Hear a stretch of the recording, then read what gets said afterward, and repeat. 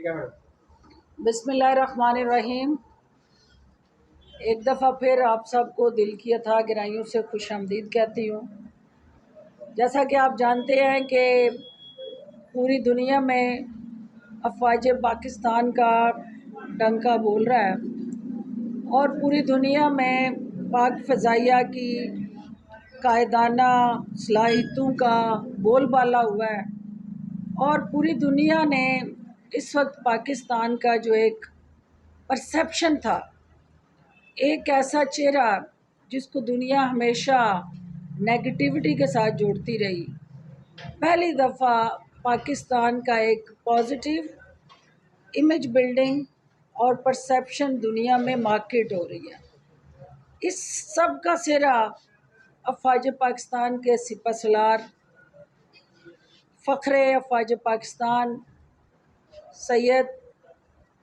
आसम मुनीर साहब की ज़ात को जाता है, उनकी टीम को जाता है, उनकी कायदाना सलाहियतों को जाता है, क्योंकि लीडर हमेशा लीड किया करते हैं। लीडरशिप क्वालिटीज़ क्राइसिस में नज़र आती हैं। बिजनेस एज यूजुअल या रूटीन में हर चीज़ अपने ऑर्गेनाइज स्ट्रक्चर के अंदर चलती रहती है और लीडरशिप का इम्तिहान सिर्फ़ और सिर्फ आपको क्राइसिस के अंदर नज़र आता है। लीडर क्राइसिस को मैनेज किया करते हैं। क्राइसिस के अंदर क्राइसिस पैदा करना, इसको लीडरशिप नहीं कहते। पूरी कौम ने देखा, पूरी दुनिया ने देखा कि जब मोदी ने अपने तकब्बर और गुरूर के नशे में चूर होकर अफवाज पाकिस्तान की कायदाना सलाहियतों को ललकारा, तो मेरे बहादुर जवानों ने, पाक फ़ज़ाइया के शहीनों ने, मेरे आर्टिलरी और पैदल और तोपखाने के साथ जुड़े उन जवानों ने जिस फ़नी महारत से हिंदुस्तान का तकब्बर और गुरूर मलियामेट किया। रहीम, एक दफ़ा फिर आप सबको दिल की अथाह गहराइयों से खुश आमदीद कहती हूँ। जैसा कि आप जानते हैं कि पूरी दुनिया में अफवाज पाकिस्तान का डंका बोल रहा है और पूरी दुनिया में पाक फ़ज़ाइया की कायदाना सलाहियतों का बोलबाला हुआ है और पूरी दुनिया ने इस वक्त पाकिस्तान का जो एक परसेप्शन था, एक ऐसा चेहरा जिसको दुनिया हमेशा नेगेटिविटी के साथ जोड़ती रही, पहली दफ़ा पाकिस्तान का एक पॉजिटिव इमेज बिल्डिंग और परसेप्शन दुनिया में मार्केट हो रही है। इस सब का सिरा अफवाज पाकिस्तान के सिपहसालार फ़ख्रे अफवाज पाकिस्तान सैयद आसम मुनीर साहब की ज़ात को जाता है, उनकी टीम को जाता है, उनकी कायदाना सलाहियतों को जाता है, क्योंकि लीडर हमेशा लीड किया करते हैं। लीडरशिप क्वालिटीज़ क्राइसिस में नज़र आती है। या रूटीन में हर चीज़ अपने ऑर्गेनाइज स्ट्रक्चर के अंदर चलती रहती है और लीडरशिप का इम्तिहान सिर्फ़ और सिर्फ आपको क्राइसिस के अंदर नज़र आता है। लीडर क्राइसिस को मैनेज किया करते हैं। क्राइसिस के अंदर क्राइसिस पैदा करना, इसको लीडरशिप नहीं कहते। पूरी कौम ने देखा, पूरी दुनिया ने देखा कि जब मोदी ने अपने तकब्बर और गुरूर के नशे में चूर होकर अफवाज पाकिस्तान की कायदाना सलाहियतों को ललकारा, तो मेरे बहादुर जवानों ने, पाक फ़ज़ाइया के शहीनों ने, मेरे आर्टिलरी और पैदल और तोपखाने के साथ जुड़े उन जवानों ने जिस फ़नी महारत से हिंदुस्तान का तकब्बर और गुरूर मलियामेट किए, काबिल फ़ख्र फ़ज़ाइया के शहीनों ने ताबड़तोड़ हमले करके اس کو تہس نہس کیا، اس کے ارمانوں کو بکھیر دیا، لیکن وہ اپنی کرچیاں کٹھی کر کے دوبارہ سے ایک اپنا شوق پورا کرنے کے لیے آگے بڑھ سکتا ہے۔ لیکن جتنی دفعہ بھی اس کے ناپاک عزائم اور قدم ہماری عرض پاک کی حرمت کی طرف آئیں گے، اتنی دفعہ وہ قدم بھی کاٹے جائیں گے اور وہ ہاتھ بھی توڑے جائیں گے۔ اور آپ نے دیکھا کہ ہم نے ثابت کیا، ہم نے کہا نہیں، مودی کا میڈیا دن رات پاکستان کے حوالے سے جھوٹا منفی پروپیگنڈا کرتا رہا، لیکن اینڈ جو ہوا وہ آپ نے دیکھ لیا کہ ایک 100 سنار کی ایک لوہار کی، جتنا پروپیگنڈا تھا ان کا وہ سب ملیا میٹ ہوا، سچ کی فتح ہوئی، حق نے پرویل کیا، اور جو دنیا کو وہ پاکستان کے حوالے سے منفی تصویر دکھا رہا تھا تو اس نے فلاں شہر کو کیپچر کر لیا، فلاں شہر پہ اس نے اس کو ملیا میٹ کر دیا، فلاں جگہ اس کے میزائلوں نے یہ تباہی پھیری۔ تو جو جنگ اس نے جھوٹ اور زہریلے پروپیگنڈے سے شروع کی تھی، اس جنگ کو ہمارے پاک فوج کے جوانوں نے سچ کی طاقت سے جیت کے اس کی میڈیا کی اور ہندوستان کے ان تمام نفرت انگیز پروپیگنڈا کرنے والی کی زبانیں ہمیشہ کے لیے خاموش اور بند کرا دیں۔ جو اس ہندو بنیے کا مائنڈ سیٹ ہے، اس مائنڈ سیٹ میں ہمیشہ اس نے الیکشن کو ایندھن کے طور پہ انسانی لہو کو، انسانی جانوں کو ایندھن کے طور پہ استعمال کیا، جو اس کی سابقہ ہسٹری ہے۔ اس وقت چونکہ بہار کے اندر، ایک بڑے صوبے کے اندر، ایک بڑی ریاست کے اندر